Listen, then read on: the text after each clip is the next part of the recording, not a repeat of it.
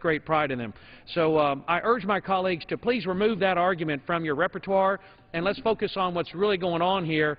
The game is rigged today against taxpayers, and House Republicans are rigging the game today in favor of taxpayers in sunlight and transparency, and I assure you we're going to make sure our veterans are taken care of. And I'd happily yield. Yes, sir. The gentleman's time has expired. The gentleman from Maryland is recognized. Thank you, Mr. Speaker. I hear what you're saying with veterans. Absolutely true. On a bipartisan basis, we understand we're going to make sure we support the veterans, and we're going to make sure that they get the cost of living increase. And the reality is, you mentioned the defense budget. That's 50% of the discretionary budget right there. Are we going to make sure that we provide increases to make sure that we can maintain the same national defense? Bill Young's going to do that. So here's the point.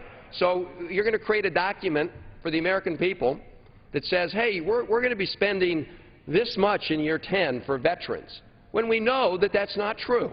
We know right now, in fact, you've just said on the floor of this House, that number is going to be a lot bigger. And my point is, we can make it bigger, we can make it smaller. This bill doesn't save a dime in terms of what decisions we make, but why would we want to present the American people with a misleading sense of what it's going to cost in real dollars and cents? I agree with the member. Would the gentleman yield? I'd be happy to yield for 30 seconds. Just for a friendly conversation. Truly, there's nothing misleading. We're doing this in the light of day. We're through this reform, going to do, Mr. Van Hollen, is have these hearings in public in front of C-SPAN and the world and talk about what actually has been the level of inflation this year. What actually do we need to do to increase funding this year for the veterans, for medical inflation, for regular inflation? Bill Young, the chairman of the Defense Subcommittee and a great leader from Florida who works in a bipartisan way with Norm Dix, your leader on the Appropriations Committee, they're going to build in, they're going to analyze what inflation's been. The difference here, truly, all we're doing is doing it in the light of day. We're removing the automatic increase. That's all. I want the pilot with his hands on the steering wheel of the airplane. I'm sorry, I have to reclaim my time. Sure. But look, we're doing everything in the light of day. The issue isn't whether it's done in the later day or not. Of course it's done in the later day. It's what picture we're presenting the American people in terms of the budget numbers on what their tax dollars will be able to purchase in terms of goods and services.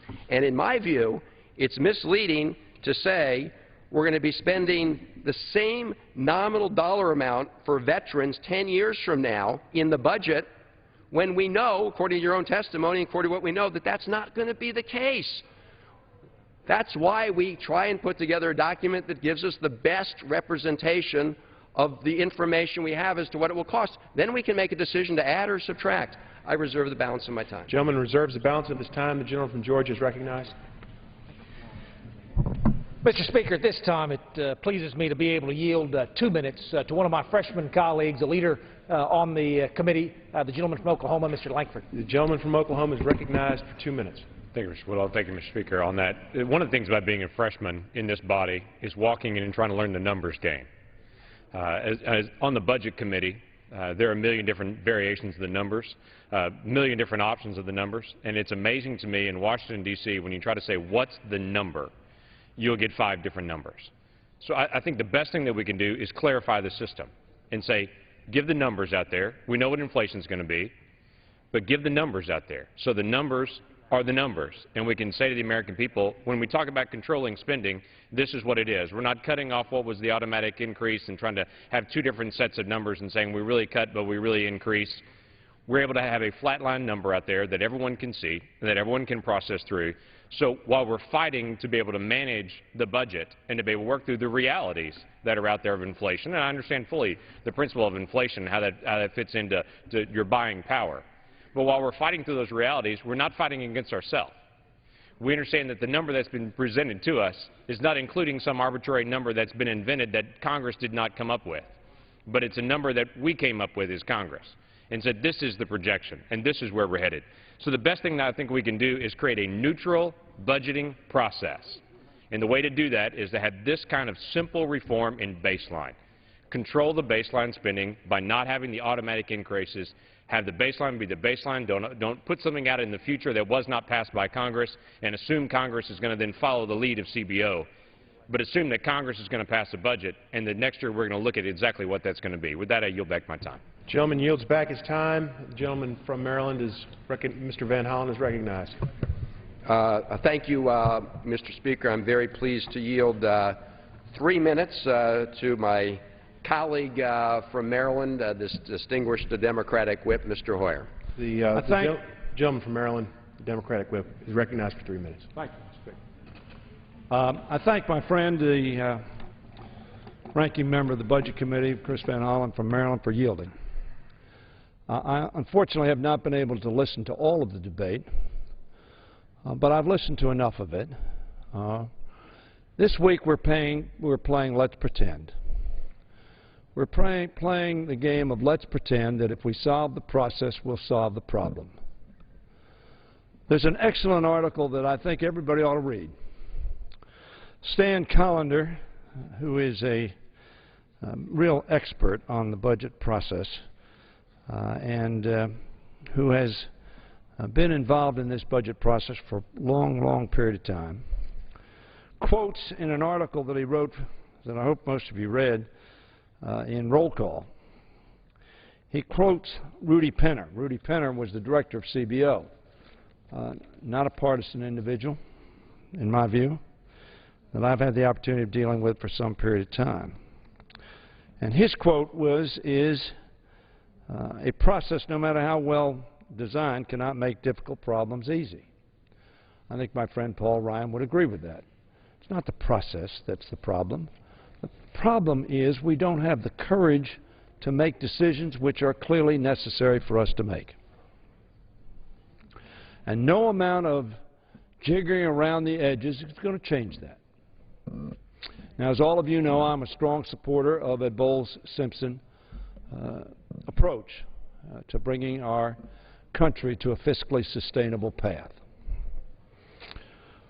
Now, unlike many of you, I believe that revenues have to be part of that process. And cuts have to be part of that process. And restraints of entitlements have to be part of that process. I've been saying that for 2.5 years now. It's somewhat controversial, but I have 3 children, 3 grandchildren, 2 great-grandchildren. If we don't do that, they're going to be hurting.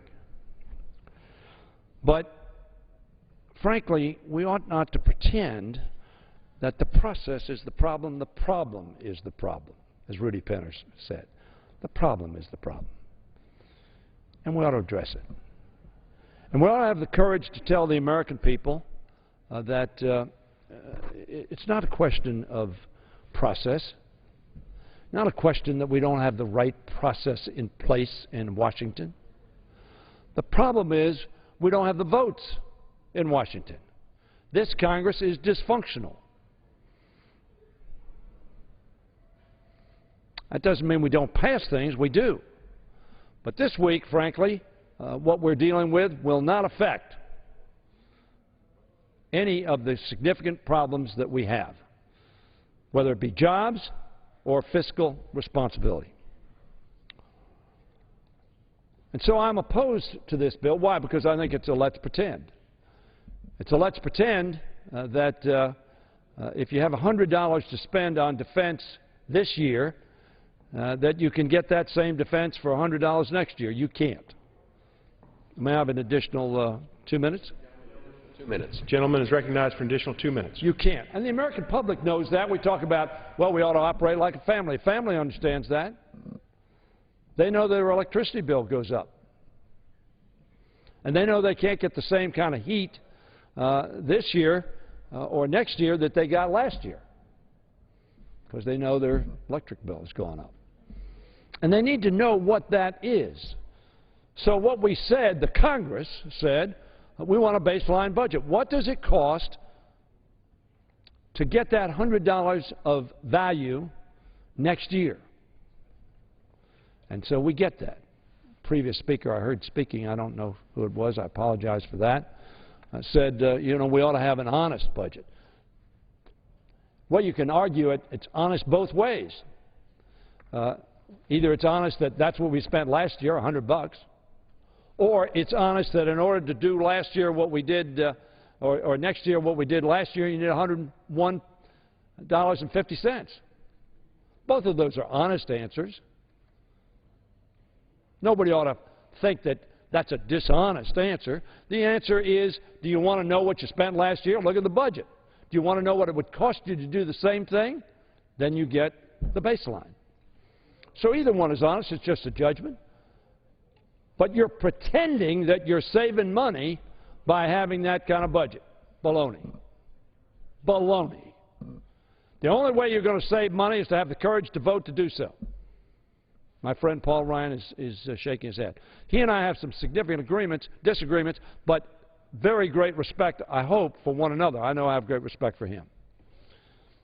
And I think we are advantaged as a country having Mr. Van Hollen and Mr. Ryan, who are both very bright, able, committed people dealing with this. The trick is coming to agreement, irrespective of process. It's substance that matters. And the American public will be affected by the substantive judgments we make, not about whether we do it with a baseline budget or a static budget or a dynamic scoring. One more minute. I vote against dynamic scoring. I don't believe in dynamic scoring. I think dynamic scoring is a liberal, radical idea. Why? Because it pretends something you don't know. George Bush said we had $5.6 trillion we could rely on, therefore have very deep tax cuts. Didn't work out.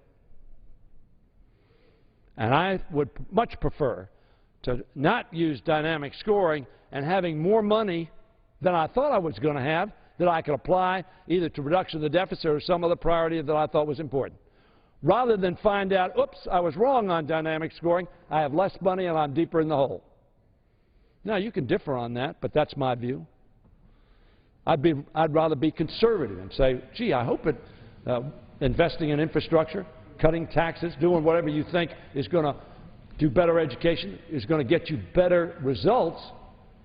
I hope it does get better results. That's the purpose of investing in it. And if it does, you're benefited if you didn't count on it because you have more than you thought you would. That's the place to be, not having less than you thought you would.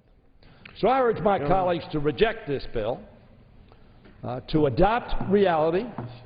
It cost us to do this yesterday, and now it costs us to do it today. I think that's responsible, smart way to budget. And I thank the gentleman for yielding this time, and I yield back the balance of my time. And gentleman's time has expired. For your light touch. Mr. Speaker, this time George is recognized. It gives me great pride to yield 5 minutes to my chairman, the gentleman from Wisconsin. The gentleman from Wisconsin. Thank you. I definitely don't need 5. I appreciate Mr. Rudolph for his leadership. I just simply want to say I deeply respect the minority whip, and I agree with a lot of what he just said. First of all, he's totally correct when he's saying there's no substitute for discipline, meaning Congress is going to have to make decisions, and nothing can substitute for that. He's also half right when he says Congress is dysfunctional. Where he's half right is it's the other body over on the other side of the rotunda, the Senate. Because last year in the majority, they didn't pass a budget. Yield. He's just trying to look for things we can agree on. Yield. I was just going to kid him that he's just now trying to get to things that we can all agree on. Yeah, that's right. That's right. Trying to get some consensus here.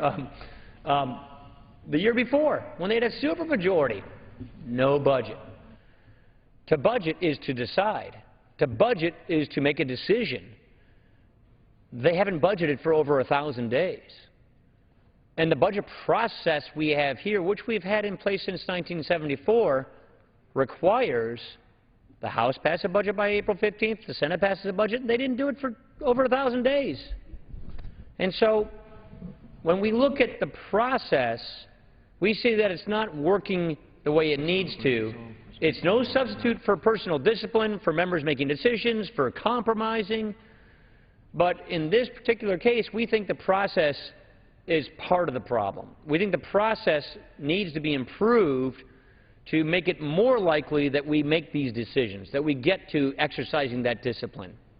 On this particular bill, we are assuming $1.4 trillion in automatic spending increases in discretionary spending over the next 10 years. We probably shouldn't do that, because even though it happens, this is not a spending cut bill. This is a measurement bill. But the way we measure it leads to a bias in more spending. What I'm trying to say, Mr. Speaker, is in 2009 and 2010, domestic discretionary spending, including the stimulus, increased by 84%. So this category of government has grown very, very fast. And we're saying, let's stop automatically assuming that it needs to grow every year. Let's put the taxpayer first and the government agencies second as far as who gets the money first. What I'm trying to say is, if we want to put a bias in favor of requiring agencies to do more with less, be more productive, more efficient, then we should not assume they automatically get a spending increase every year. I mean, that's how businesses do it. That's how families do it. A lot of families don't get raises, but their expenses go up. Gas prices go up. Insurance costs go up. Grocery prices go up, but they don't get a raise, so they have to prioritize. Well, we think government should do the same. And we shouldn't just assume they're going to get a raise. And so this is not going to fix our budget problem, but we think this and the other bills we're bringing to the floor will improve the process to get us to what we need to do, which is come in here, agreeing, compromising, and then deciding and having decisions made, which is budgeting, so we can save this country from a debt crisis. Well, my friend yield. Sure. I thank my friend for yielding, and frankly, this issue is of such importance. It's a shame we don't have really a lot of time to discuss it, because I think in many respects we do agree. Where we disagree, however, is when you say that's that body that's dysfunctional, don't maybe just refer to that, I get it about it. Both bodies are dysfunctional to the extent that we are not making determinations to spend just the money we have. And we haven't done that for some period of time. You're talking about deficit spending? Yes. Yeah, sure. Not spending money we don't have. And from my perspective, we did that when we cut taxes. We didn't pay for that. We didn't. It wasn't like we had a real surplus. We had a projected surplus, and we banked on that. And as I said earlier, we lost on that proposition. I suggest that whether or not, as I said, you use what you think is the bias towards not spending, or as opposed to a bias for spending, as someone who served on the Appropriations Committee for 23 years, we all know that what will happen. The agency will come in and say, this is what we're doing for $100, and this year we need $150 if you want us to continue to do that. My point is, the Congress has the authority to say, no, we want you to do less. It's the Congress's role to make priorities. And we will not, I suggest to the gentleman, it won't be easier for us to do it under either scenario because it's hard to do. But I agree with the gentleman, we ought to do it. But I don't think this bill or any such bill. Gentleman from Wisconsin's time has expired. Yeah, one addition. Do you have any time? Have another additional minute? The gentleman from Wisconsin. I simply don't think this bill or any other bill will get us to that end if we do not have the courage and, as your word, discipline to affect that end. Reclaim my time, I agree with that. I think the gentleman's right about that. There's no substitute for courage. This bill in and of itself won't fix the problem. What I would simply say is that this bill helps remove what I think is a bias in favor of not pressuring government to be more efficient, more lean, because they'll think they'll automatically get a spending increase year after year after year. That's the point, and there is no substitute for discipline. I completely concur with that.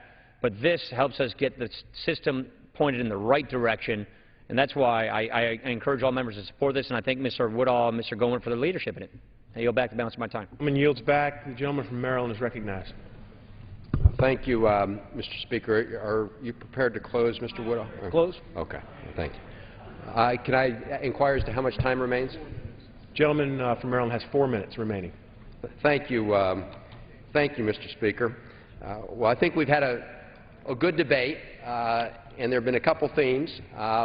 One is that this bill, in and of itself, I think everyone acknowledges, won't save the taxpayer one penny. It doesn't do that. In order to save the taxpayer money and reduce the deficit, we have to make the tough decisions that Mr. Hoyer and Mr. Ryan mentioned. There are obviously disagreements as to how we go about doing that. We've talked about the importance of trying to make sure that as we go forward, we have a budget that reflects the values and priorities of the American people, and one where we're covering our costs, and that means paying our bills. A lot of us believe that in order to do that, we've got to get rid of some of the tax breaks for the folks at the very top, that we need to close a lot of the special interest loopholes, and so that's a very important debate. The question here is just how we put together an accurate reflection for the American people about our best guess of what I think should be a budget that shows what their taxpayer dollars will purchase in terms of goods and services. It is a question of measurement. How do you measure what you're going to be able to buy for the American people, buy for our veterans 10 years from now? And when you put $61 billion in the budget today, which is what we pay for veterans' health issues and other veterans programs in the discretionary budget, and as Mr. Hoyer, you say, let's pretend we're going to put $61 billion in for that program 10 years from now, that is a cut when you take into account inflation and what we know about the increases. In fact, Mr. Culberson from the Appropriations Committee was here on the floor, and he's absolutely right. He says you can be sure that the appropriators are going to build in inflation. We're going to make sure we take care of that. In fact, we're going to do a little more than that because medical inflation runs higher. Well, if we're trying to give an accurate measure to the American people about what the budget's going to look like each 10 years, why would we put a number the member of the Appropriations Committee has said is not going to be realistic and that we know as we gather here is not realistic? Because if we're going to be serious about budgeting, we need to have the best and most accurate sense of what taxpayer dollars are going to buy in terms of goods and services. And what this does is, as Mr. Hoyer says, plays let's pretend. Let's pretend that for the same nominal amount, you're going to be able to get as much in terms of veterans' health care 10 years from now as you are today. The real question, if we do that, is to ask up front, what veterans' services and benefits are we're going to cut? Now, the Appropriations Committee decides each year exactly how much to cut, how much to add, and that's why at the end of the day this all is a question of the will of this body to make tough decisions. But let's make tough decisions off an accurate measure of what things will cost both now and in the future. And in order to do that, we should maintain the existing practice which shows us exactly what that is and not create what I think will be a misleading sense that we can get more for our buck than we really can. And with that, Mr. Speaker, I yield back the balance of my time. The gentleman yields back the balance of his time. The gentleman from Georgia is recognized. Thank you, Mr. Speaker. I yield myself such time as I may consume. And I just want to begin by thanking the folks that made it possible to bring this bill to the floor tonight. On the Budget Committee, Nicole Foltz, John Burks, Paul Restuccia, John Romito, and on my staff, Nick Myers. This is a team effort, and it was led by the gentleman from Texas, Louis Gohmert, who has been working on this issue for year after year after year, but he could not find a Budget Committee chairman that was willing to prioritize process. And process matters.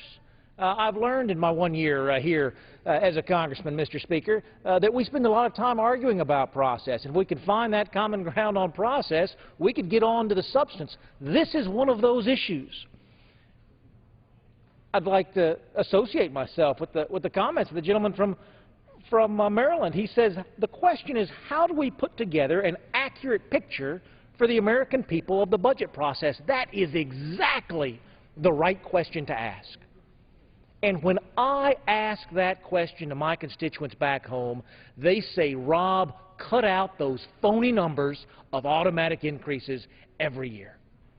We absolutely agree on the question, Mr. Speaker. It's how you answer the question that divides us.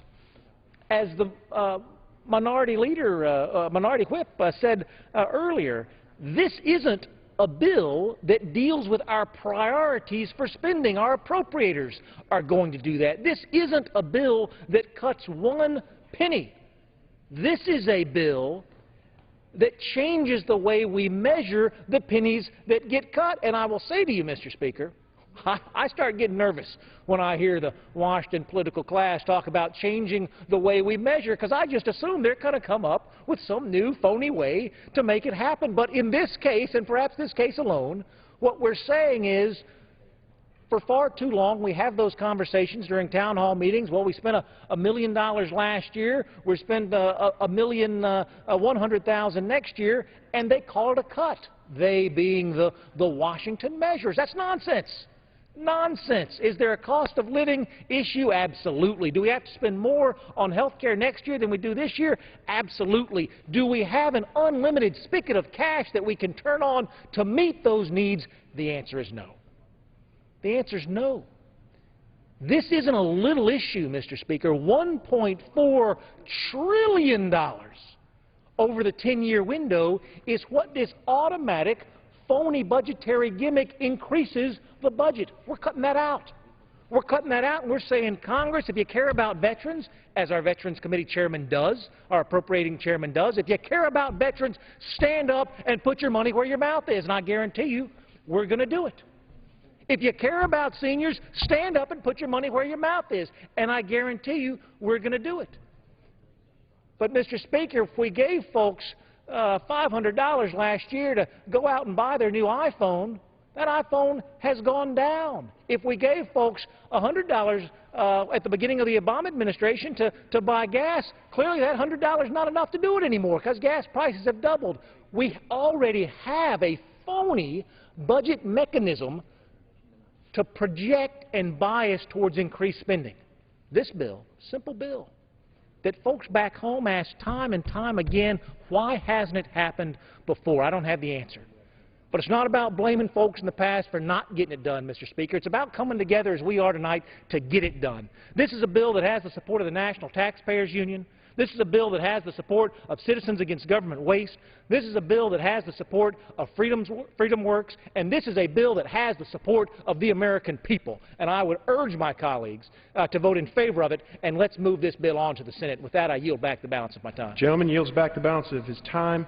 All time for debate has expired. The Chair understands that the gentlewoman from Texas will not be offering her amendment. Pursuant to the rule, the previous question is ordered on the bill as amended. Pursuant to Clause 1C of Rule 19, further consideration of H.R. 3578 is postponed. The Chair lays before the House an enrolled bill. H.R. 588, an act to redesignate the Knox-Bead National Wildlife Refuge as the Sam D. Hamilton Knox-Bead National Wildlife Refuge.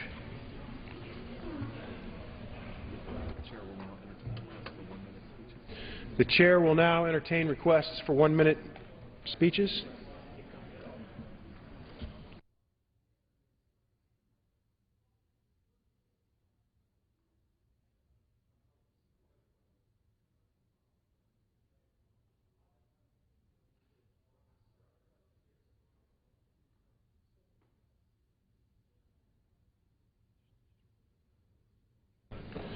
Under the Speaker's announced policy of January 5th, 2011, the gentleman from Minnesota, Mr. Ellison, is recognized for 60 minutes as the designee of the Minority Leader.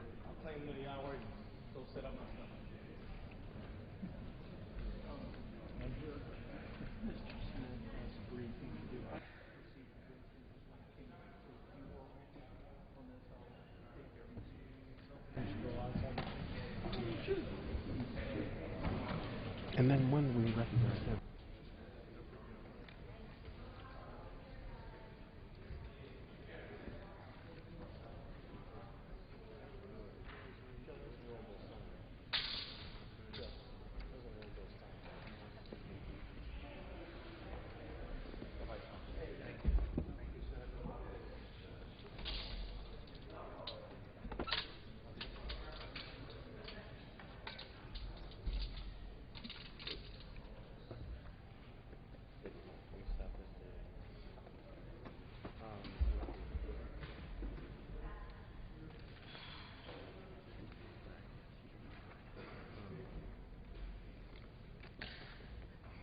Give your fingers a rest. Recognized. Thank you, Mr. Speaker. Mr. Speaker, my name is Keith Ellison, and I am co-chair of the Progressive Caucus. And the Progressive Caucus, for people just tuning in, Mr. Speaker, is a group of members of Congress who believe that America is a place where the idea of liberty and justice for all must prevail. It's got to be more than words that we say in the Pledge of Allegiance. It's got to be something we actually live. What that means is that liberty and justice for all, that means everyone. That means we don't exclude people based on their religion. We don't demonize them because of it. We embrace people in all their racial and ethnic diversity. We say that Americans born in America and those who have come here are Americans all the same. We say whether you're straight or gay or whether you're male or female, we believe all America, one America, indivisible, with liberty and justice for all. We believe in civil rights. We believe in human rights. We believe in the importance of economic opportunity being wedded to social inclusion. That means people, working people every day, Americans of all backgrounds. If you work every day and you work hard, you ought to be able to put food on the table for your family. You ought to be able to organize in a union on your job. You ought to be able to expect a good, decent retirement after a whole life's long work. You ought to be able to expect that you can affordably put your kids through school. You ought to be able to expect that we will have a strong social safety net if you happen to hit hard times. This is the Progressive Caucus, the caucus that believes that it's better to talk it out than to shoot it out. Diplomacy is better than war. We should try to work out our differences with other nations, and saber-rattling and investing in warfare and armaments and outside and above protecting the American people is a problem. We should be talking about things like environmental protection. We should be protecting our natural world. We should be addressing the dangers of climate change. And we should be affecting that change to make sure that America is greener and cleaner and more sustainable. That's the Progressive Caucus, Mr. Speaker. We're the ones who could be found standing up for the Constitution, standing up for the idea of freedom of expression, freedom of religion, freedom of the press. We will be found standing up for the idea that government must have the proper authorization and justification to violate people's right to be left alone. We also want to stand up and say that we believe that that the progressive motion in America is what has made America this great nation. We recognize our wonderful nation, our great nation, had a dream. From the very beginning, we had a dream, but we also had a reality. The dream was liberty and justice for all, land of the free, home of the brave. The dream was that all Americans and all men will be created equal, endowed by their Creator with certain inalienable rights, among them life, liberty, and the pursuit of happiness. That was the dream. But the reality was America held slaves. The reality was women couldn't vote. The reality was the original people were relegated to an inferior status.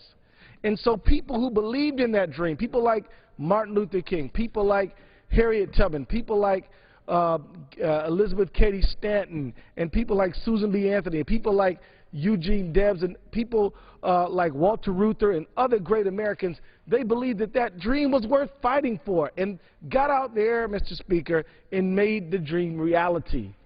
We weren't trying to conserve the old order and status quo. We were trying to progress toward a better America that really reflected that dream that I was just talking about. The dream was that all men are created equal. The reality was segregation. But Americans who had a progressive vision said, we're not going to conserve segregation. We're not going to conserve robber barons who controlled all the wealth in the 1890s. We're not going to conserve the abuse of our environment. Rachel Carson said, we're not going to conserve that. We're not conservatives. We're trying to make America better. We believe in the greatness of this country, and we are not going to stop until we get it. So people like Rachel Carson said we're going to have a clean environment, and she wrote about it and she fought for it. And people like Martin Luther King fought for civil rights. And people like Walter Reuther fought for the right to organize. And sometimes people who were in these movements gave their lives for the changes that they stood for, and other times they were able to survive. But the fact is they were all united in one progressive vision of what America should be about, not trying to preserve racism, slavery, segregation, gender oppression. The progressive movement is what we stand for, not conservatism. That's not us. We're not them, and don't want to be confused with them.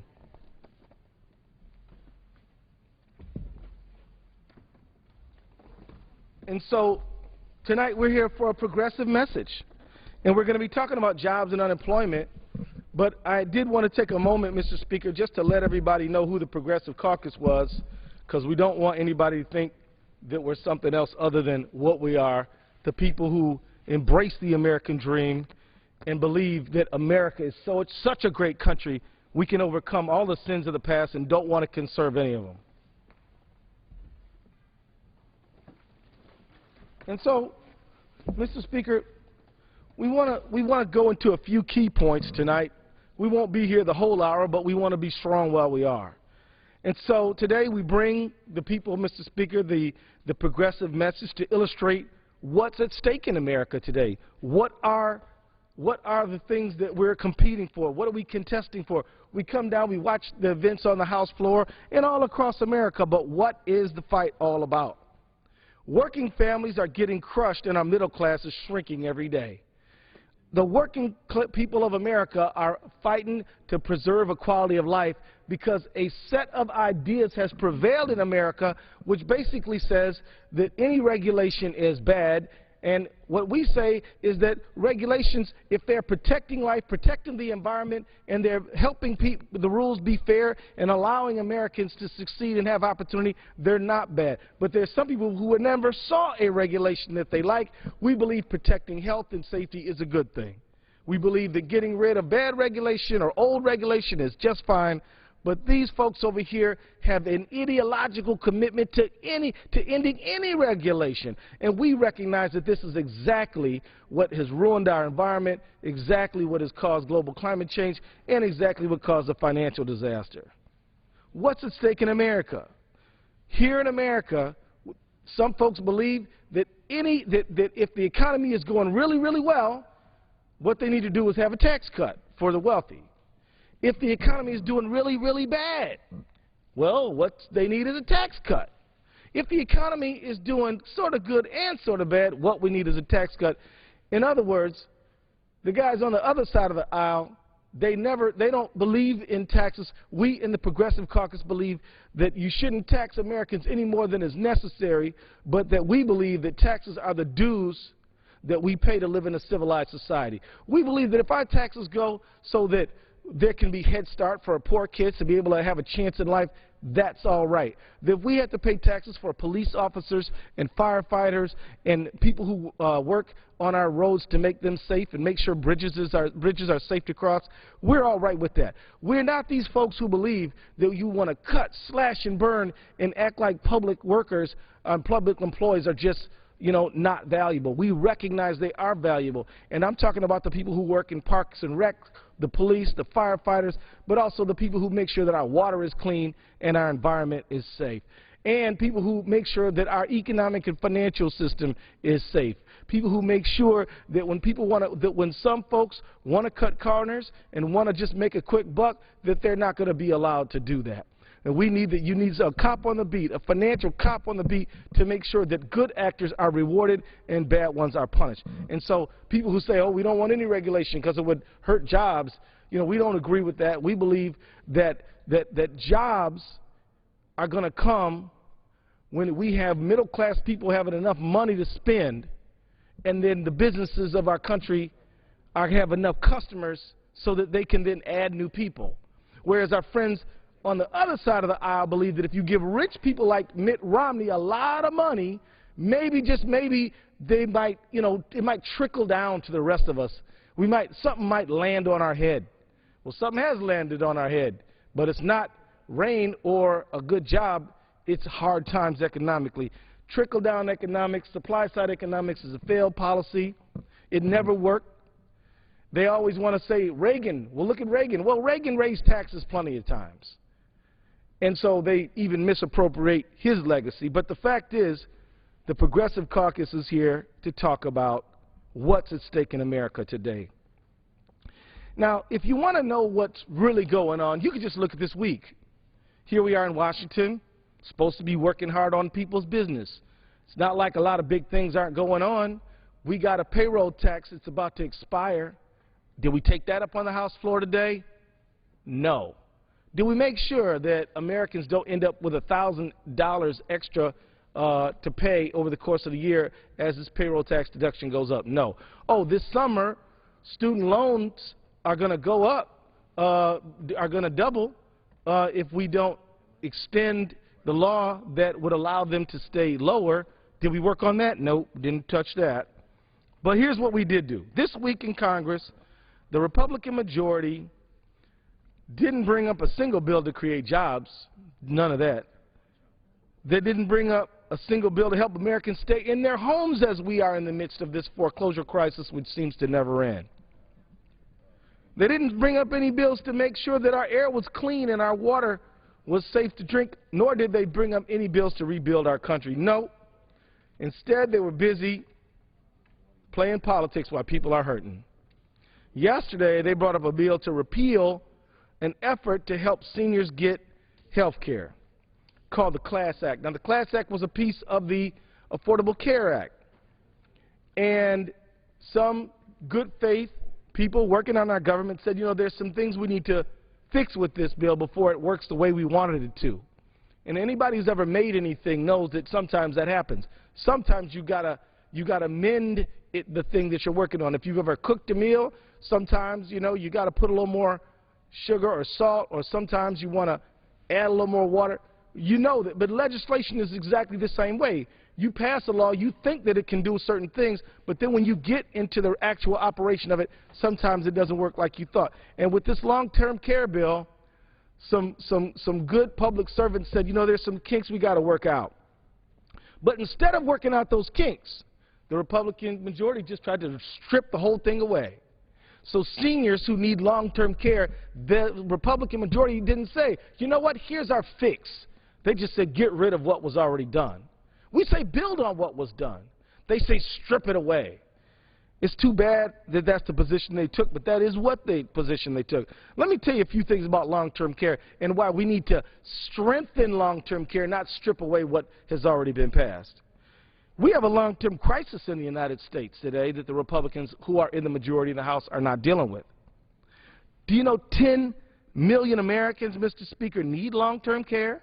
Over the next decade, another 5 million Americans will require this care, bringing a total to about 15 million people, Mr. Speaker. The problem is only getting worse, and we got to do something about it. And I wish my friends on the Republican side would help us, but even though they're in the majority, they're not. Nearly 70% of all people will need some level of long-term care after turning 65 years old, Mr. Speaker. That means anybody lucky enough to get to 65, there is approximately a 7 in 10 chance you're going to need some long-term care assistance. The number of Americans 62 years and older is 20% higher than 10 years ago. So America is aging. And you know what? This is a good sign. We want Americans to be healthy, we want our seniors to be healthy, and we want them to be strong. And when they get into a health crisis, we want them to have the care that they need. And, Mr. Speaker, it's also important to point out here that about 62 million unpaid family caregivers, about 62 million unpaid family caregivers, that's adult children of seniors. About 62 million of these families provided care, which if you put a dollar figure on it, would amount to about $450 billion in 2009, more than the total spending on Medicare that year. So families are stepping up, but the families need a little help. And I can tell you, Mr. Speaker, people come into my office every day, people my age, I'm 48, and say, you know, my mom is getting older, she needs help, or she got sick, or something's going on, we need a fix for the long-term care. And so, Mr. Speaker, with all these problems that we're facing, with this 70% of people will need some level of long-term care by the time they turn 65, with the number of Americans 62 years of age and older is 20% higher than 10 years ago. With all these issues, Mr. Speaker, you would think that the Republican majority would step up and do something about it. They're in the majority. But what has been their response? An attempt to score political points, not solutions. They haven't come with any solution. They haven't come with a proposal to fix long-term care. They just want to strip what President Obama and the Democratic majority did. And I think that's too bad. Now, that was what we did yesterday. We messed around. They tried to embarrass the president. Didn't work, because Americans know that President Obama cares. In fact, I think Republicans know it. That's why they call it Obama cares. Well, he does care, so they can say whatever they want. But my point is, today, they were back up to their old tricks. Today, we in Congress voted on a budget gimmick bill. That's all you can really call it. A bill to make it easier for Republicans to pass more tax giveaways to the top 1%. They call it the Pro-Growth Budgeting Act. And, Mr. Speaker, if I had a dime for every deceptively named piece of legislation during this 112th Congress, I think I'd be a wealthy man right now.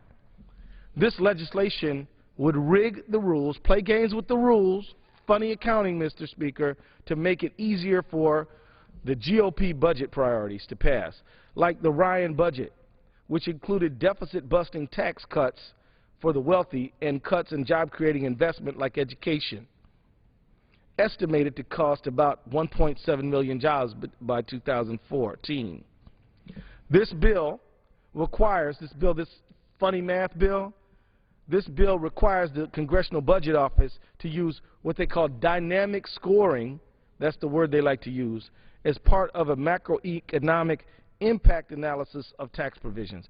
That's a whole lot of, long words, Mr. Speaker, which basically says they want to score it in a way that makes them look good. That's what they basically are trying to do. And what they want to do is include calculating their effect on the economy, like GDP. That's all the goods and services in a given year, and domestically, investments and employment, which Office of our budget and analysts have said are really not going to be an accurate reflection of what's going on when preparing a supplemental cost estimates for major legislation. Such an analysis is designed to hide the impact of tax cuts on the budget deficit, making tax cuts easier to enact or extending by masking their true costs. This bill, this funny math bill, injects supply-side economics into the Congressional Budget Office scoring, which has been discredited time and time again and has no place in the nonpartisan analysis provided to Congress.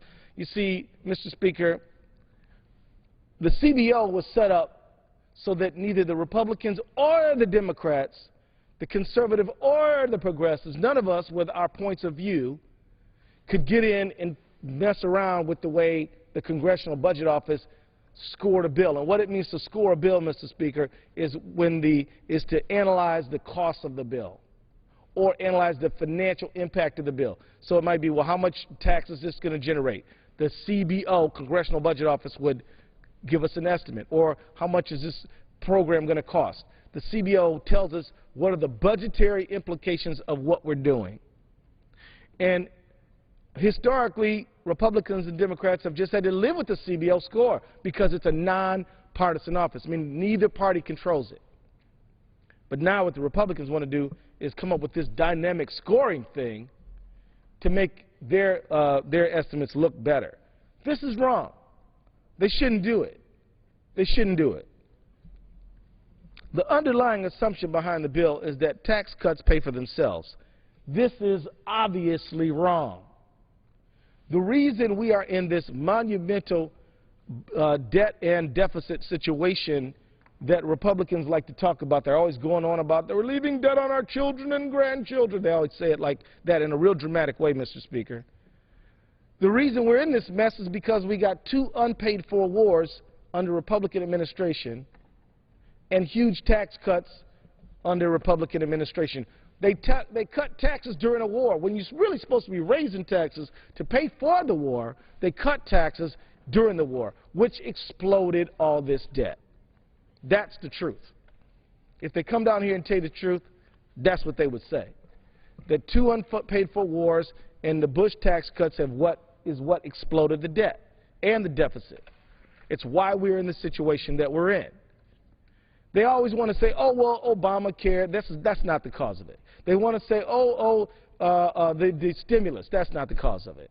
Because that was a expenditure in a short period of time that didn't have long tails like these tax cuts do or these wars. That's what has exploded the deficit. And now, instead of owning it up and saying, you know, we shouldn't have, we need to tax Americans more fairly, not just take care of the rich people, but take care of everybody and make sure the burden is shared and not just the rich get to escape with not doing anything or not doing much. Like some folks running for president are worth hundreds of millions of dollars and only pay 13.9% on it, whereas if you make, you know, 50, 60,000, you're going to be paying 25%, 28%, 35%, depending on exactly how much you make. Unfair. But what the Republicans want to do is, instead of just owning up and saying, yeah, we were fiscally irresponsible, they just want to have dynamic scoring so it doesn't look so obvious. Now, I talked about what we did yesterday, which is try to do nothing about long-term care except embarrass the president, strip the Class Act out. Today, we played games with the budget, again, with budget counting measures, trying to interfere with how the nonpartisan Congressional Budget Office does its scoring. Well, what are we going to do tomorrow, Mr. Speaker? Certainly tomorrow must be better than the last 2 days, particularly given the fact that we got the payroll tax deduction running out and other important things going on. Are we going to take up the payroll tax deduction issue tomorrow? No. Tomorrow, we're going to do something else. Another budgeting gimmick bill, this time called the Baseline Reform Act. This is another one to try to hide the reality. It requires the Congressional Budget Office, and Mr. Speaker, you'll recall I explained Congressional Budget Office is sometimes I will refer to that as CBO. It requires the CBO to unrealistically assume in its baseline that spending in the future will stay the same and not grow to keep pace with inflation, thereby facilitating cuts in real terms in job-creating investment. This bill ignores the impact of inflation on discretionary budget, which gives an unrealistic picture of what it will take to maintain basic services. So understand it this way, Mr. Speaker. If inflation is making everything cost more, but you try to hold the line, then the cost of things will not be accurately reflected if you don't account for inflation. But this is exactly what they don't want to do. Republicans want to starve these programs, and they could lead to long backlogs for services and other types of problems, such as the major issues at the Walter Reed Hospital during the last decade. Relative to the traditional baseline, a freeze would reduce investment for long-range programs such as rebuilding and educating America by over 20% and by the 10th year. So there you have it, Mr. Speaker, 3 days of not dealing with what we need to deal with, 3 days of playing games, 3 days of not dealing with the people business, 3 days of not focusing on what America needs us to focus on. So, Mr. Speaker, the American people, let's talk about the American people. They have rejected the Republican budget scheme that ends Medicare guarantee to pay for tax breaks for big oil millionaires and corporations that ship jobs overseas.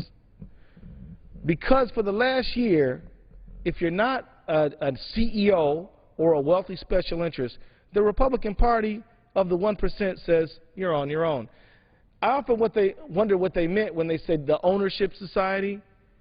What they really mean is the you're on your own society. They mean that, hey, we got to cut cities and towns and we got to cut states and we can't be there for you anymore. You are on your own. We're going to lay off teachers. We're going to not give the cities enough to make sure there's enough police, water, fire, all that stuff. You're on your own. But Mitch Romney's not on his own. If you need a bailout, you're not on your own. But if your house is underwater, don't look to the majority for help. If you're a father who lost your job through no fault of your own, a mother struggling to make ends meet, or a family kicked out of your home, the majority of the 1% says you're on your own. Turning their backs on ordinary Americans may pad the profits of corporate donors and hedge funds of millionaires bankrolling their campaigns, but it won't grow the middle class. It used to be that working hard and playing by the rules meant you got a fair shot. It used to mean that working hard and playing by the rules meant you got a fair shot. We've got to restore that dream. We're not talking about an American fantasy where everybody's, you see it on TV sometime, Mr. Speaker, where, you're going to be living in some lavish place and fancy this and fancy that and lifestyles of the rich and famous and all this kind of stuff. We're not talking about an American fantasy. We're talking about an American dream, which is realistic, because it's not too much to ask that if you're willing to work hard in this country, that this country should work for you. But the people, many Americans out there, are under a lot of stress, and it's because from a policy standpoint, their elected leadership is catering to the people who have the most, under the philosophy, Mr. Speaker, that if you give it all to the rich, they will invest in plants and equipment, and then it'll trickle down to everybody else. That philosophy has failed, and it's time for them to admit it. We need leaders who understand that when we all do better, we all do better. Americans have got to have a better shake, and we in the Progressive Caucus are standing up for hard-working taxpayers of the great American middle class and working class and poor. We in the Progressive Caucus we're not ashamed to stand up for the poor, Mr. Speaker. We believe that poor people, low-income people, what you call poor people, are poor if they're too old to work or too sick to work or too young to work. Anyone else might be poor by circumstance, but they would love to join that great American middle class if they could just get a chance. And that means an education, that means job retraining, and that means an economy where we're literally trying to do something to protect the American worker from offshoring, by investing in our infrastructure, putting people back to work, and by doing things to make this economy strong. The best way to get our economy going is to put America back to work. There's a lot of work to be done. The best way to cut spending is to cut spending on tax handouts to millionaires and billionaires and corporate special interests. While we give $4 billion to the oil industry, while they're having them making the most money that they ever made, and they still come down here and scream, oh, don't take away our subsidies. The American people know that the best way to cut spending is to cut spending on big special interests like Wall Street and big oil. But instead, Republicans would rather make the rest of us pay for tax giveaways for millionaires and Republican corporate donors like big oil and pharmaceutical companies. So we want an America where the burdens are shared and where the benefits are also shared. We want an America where there's true economic opportunity and inclusion. We want an America where it doesn't matter whether if you're born here or you came here, it doesn't matter what color you are, it doesn't matter what religion you are, it doesn't matter whether you're male or female or who you want to be married to, that all of us can have a good, prosperous life based on an economy that works for everybody. And so I just want to say, Mr. Speaker, as I begin to wind up my remarks, that this Progressive Caucus is going to be here standing up for the American people. We will be there for the 99%. We will work to get money out of politics as we're pushing constitutional amendments to do so. We will stand up to Citizens United. We believe that corporations are not people. Money is not speech. And in America, democracy is not for sale. We believe unemployment insurance should be there for people who have fallen on hard times. And we believe that the social safety net is something that's important so that when people they can get back up on their feet. Mr. Speaker, as I wind down, I just want to point out with nearly 14 million people unemployed today that they deserve an opportunity in an America that really works for them. They deserve leaders who care about their plight. They need leaders who care about their plight and are willing to stand up and push policy that will make the American dream attainable for anybody who wants to work for it. And so I just want to say, as I close out, America is a wonderful idea, and the American dream should be in the grasp of every American. And great Americans have overcome some of the bad things in the past as they reached out to build the American dream for all. And when I say liberty and justice for all, Mr. Speaker, I mean it. And I just don't mean social equality, I mean economic opportunity too. And it's going to have to start with asking everybody to pay their fair share, recognizing that trickle-down never worked and never will, and that we got to invest in America, educate America, and protect America so we can get this economy working again. And so with that, I'll yield back the balance of my